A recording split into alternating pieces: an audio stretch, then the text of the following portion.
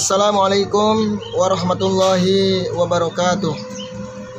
Hamdan wa syukran lillah, salatan wa salaman ala rasulillah wa ala alihi wa sahbihi wa man walah, amma ba'du.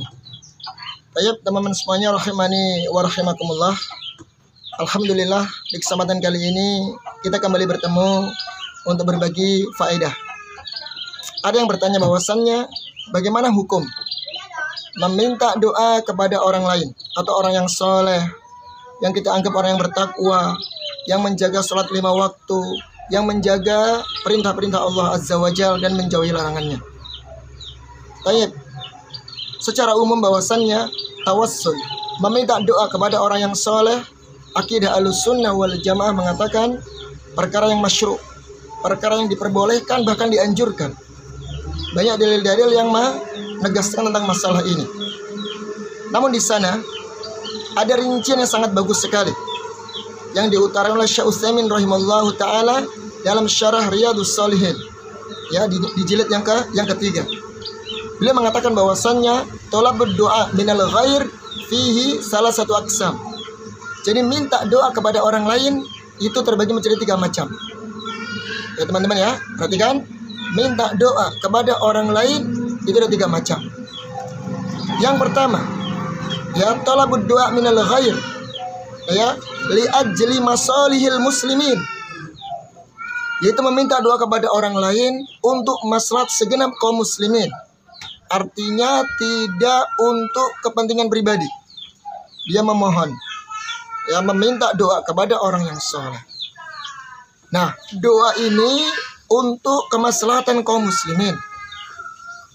Seperti dia datang kepada orang yang soleh, wahai sang ustadz atau sang kiai, ya, sang habib,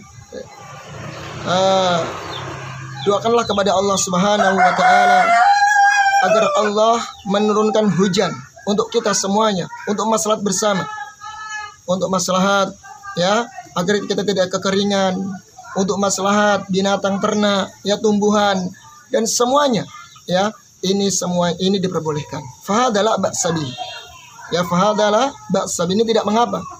Ya, dalilnya mana? Dalilnya dari hadis Anas bin Malik ketika dia meminta Rasulullah sallallahu alaihi wasallam agar Rasulullah berdoa untuk menurunkan hujan, agar beliau berdoa kepada Allah Subhanahu wa taala, meminta Allah agar menurunkan hujan. Begitu pula dari hadis, ya, Umar bin Khattab radhiyallahu an, bahwasannya beliau ketika di kota Madinah terjadi kemarau panjang, maka Umar bin Khattab radhiyallahu an datang kepada Abbas, paman Rasulullah sallallahu alaihi wasallam, minta kepada Abbas agar berdoa kepada Allah Subhanahu wa taala dan Allah menurunkan hujan. Ini yang pertama, ya. Jadi yang pertama, seolahnya lagi, jika meminta doa kepada orang lain dengan tujuan untuk maslahat segenap kaum muslimin, maka fahada la ba'sa bihi, maka ini tidak mengapa, bahkan banyak dalil-dalil yang menyebutkannya. Kemudian jenis yang kedua, ya, thalabud doa minal ghair. Jadi minta doa kepada orang lain untuk maslahat al-mas'ul, ya, untuk maslahat mas'ul, maslahat orang yang dimintai doa. Artinya kebaikan doa ini, ya, kita niatkan untuk yang meminta, yang dimintai doa. Jadi sang ustadz tersebut atau sang kiai tersebut atau sang habib tersebut, ya. Ya, jadi kita niatkan untuk maslahat yang meminta doa, yang kita mintai doa. Ya, dan kita niatkan juga untuk kita sendiri. Artinya kita niatkan untuk bersama. Yang meminta doa kepada Allah dan juga yang, ya, meminta doa. Ini juga fahadalah basabi. Ini tidak mengapa. Ya, ini tidak mengapa.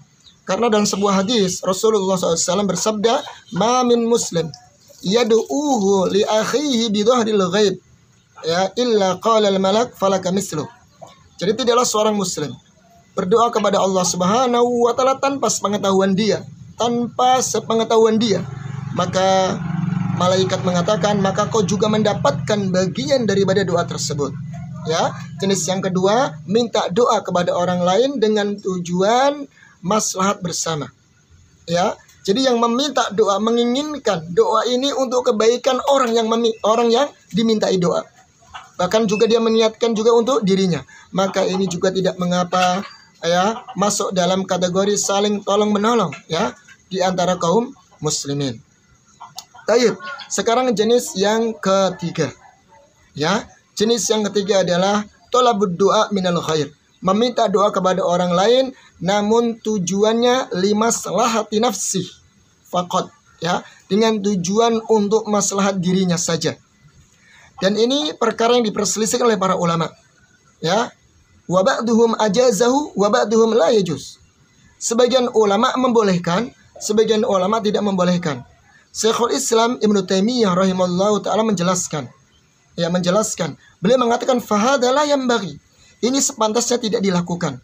Jadi kalau minta doa kepada orang lain dengan tujuan maslahat pribadi, kata beliau, fahadha la yanbaghi. Ini tidak sepatutnya untuk dilakukan.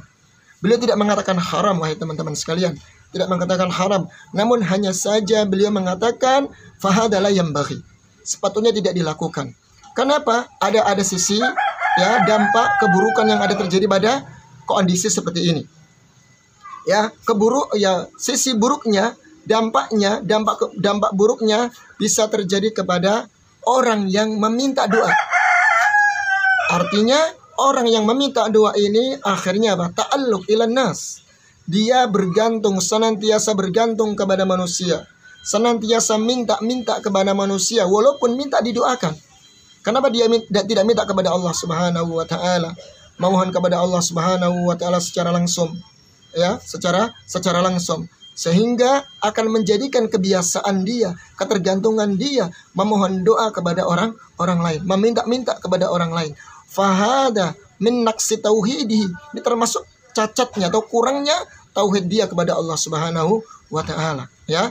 Jadi faktor kenapa beliau mengatakan tidak sepatutnya dilakukan meminta doa kepada orang lain hanya untuk maslahat dirinya.